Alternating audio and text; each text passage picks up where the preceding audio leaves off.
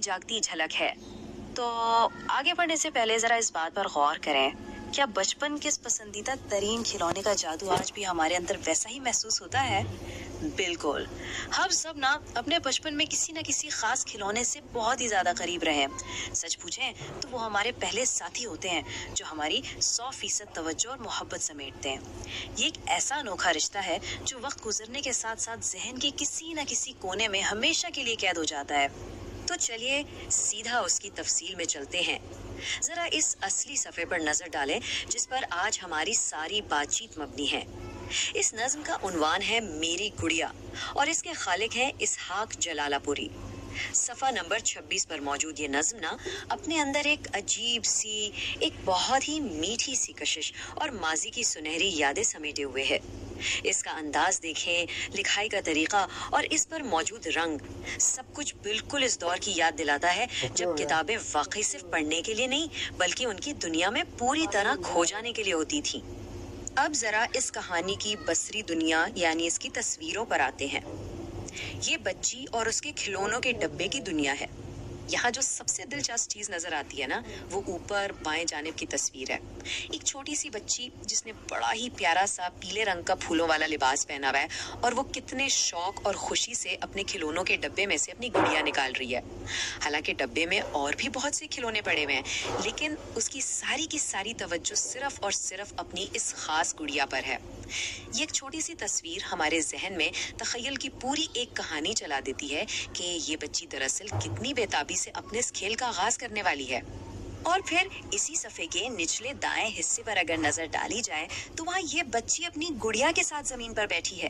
दिलचस्प बात यह है कि इसकी पीठ हमारी तरफ है, जो इस बात की बहुत बड़ी अलामत है कि वो अपने खेल में अपनी ही एक तस्वुराती दुनिया में मुकम्मल तौर पर गुम है। इर्द गिर्द क्या हो रहा है उसे कोई परवाह नहीं। इसकी पूरी कायनात इस वक्त सिर्फ उसकी ये साथी है। तस्वीरों से हटकर अगर हम नज्म के अल्फाज पर गौर करें तो गुड़िया की खसूसियात, उसकी मासूमियत और उसका जादू खुल कर सामने आता है। शायर ने आखिर इस गुड़िया को किन अल्फाज में पेश किया है, इसकी सिफात क्या हैं? नज्म बताती है कि गुड़िया बेहद मासूम है। उसे भोली भाली कहा गया है। उसकी नीली नीली आंखें हैं और वो बहुत ही मीठी मीठी बोली बोलती है। ये चंद मखसूस अल्फाज मिलकर गुड़िया का एक इतना प्यारा, रोशन और जीता जागता तस्वुर हमारे सामने रख देते हैं कि जैसे वो वाकई सामने बैठी हो। मजीद ये कि बच्ची और गुड़िया के दरमियान खेलने के इस अंदाज को भी बहुत खूबसूरती से बयान किया गया है। गुड़िया की हरकत का सारा इन्हिसार इस बात पर है कि बच्ची उसके साथ कैसा बर्ताव करती है। गुड़िया को गोद में लेने और उसे नीचे रखने के दरमियान एक वाज़े और बहुत ही दिलचस्प जादुई अमल बयान किया गया है। जरा इस मिसरे पर गौर करें, गोद में लो तो आंखें खोले, गोद से उतरे चुप हो जाए। ये कोई आम खिलौने का तकनीकी फंक्शन नहीं है, बल्कि ये बच्चों के लिए अमल और रद्दे अमल का एक खालिस जादू है। मतलब जब इसे प्यार से गले लगाया जाता है तो वो गोया जाग जाती है, जिंदा हो जाती है, और जैसे ही इसे नीचे उतारा जाता है तो वो खामोश होकर आराम करने लगती है। ये सतरें दरअसल बच्चों की इस खूबसूरत सोच को उभारती हैं कि उनके खिलौने तो उनके छूने से ही जिंदगी पाते हैं। और यही जादुई एहसास हमें दोस्ती और साथ के एक बहुत ही गहरे रिश्ते की तरफ ले जाता है। इस सब में सबसे अहम बात जो समझने वाली है वो ये है कि ये नज्म उस गुड़िया को महज कोई बेजान चीज नहीं समझती, बल्कि ये तो बच्ची के रोजमर्रा के खेल में एक बिल्कुल फाल, एक एक्टिव हिस्सादार है। जैसा कि नज्म में कहा गया है, खेलते देखा, सोते देखा, कभी न इसको रोते देखा। यानी वो दुख दर्द से बिल्कुल दूर, सिर्फ और सिर्फ खुशियां बांटने वाली और हर वक्त साथ निभाने वाली एक सच्ची साथी है। कहानी और जज्बात से आगे बढ़ें तो ये देखना भी बहुत दिलचस्प है कि इस नज़म में इस्तेमाल होने वाले अहम अल्फाज की साख्त और उनके मानी क्या हैं।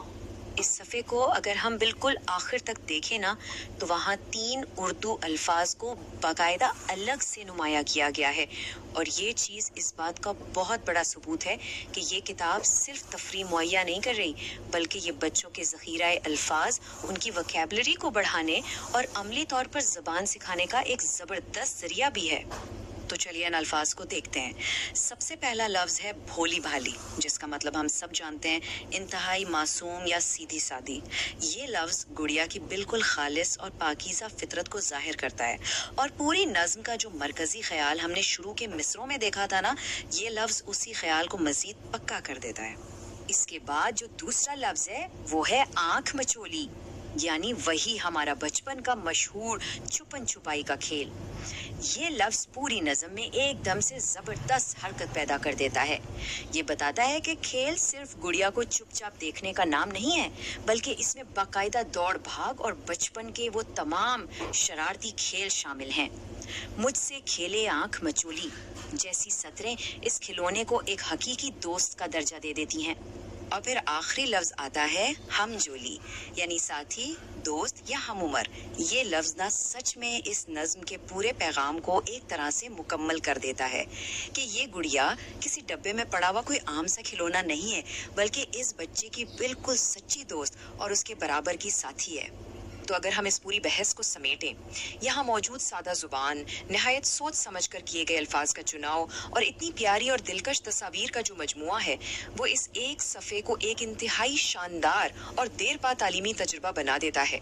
और सच पूछें तो यही वो असल वजह है कि इस तरह की शानदार तख्लीकात सालों बाद भी अपना जादू खोने नहीं देती और पढ़ने वाले को आज भी अपने सहर में जकड़ लेती हैं।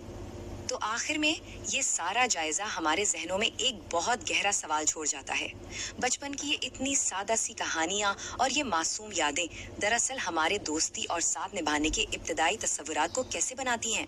क्योंकि सच तो ये है कि ये खिलौने और ये नज़में ही वो पहले असासा होते हैं जो हमें ये सिखाते हैं कि किसी से जुड़ना, उसका ख्याल रखना और उसकी दिल से परवाह करना क्या होता है। और यही वो खूबसूरत और सच्चा एहसास है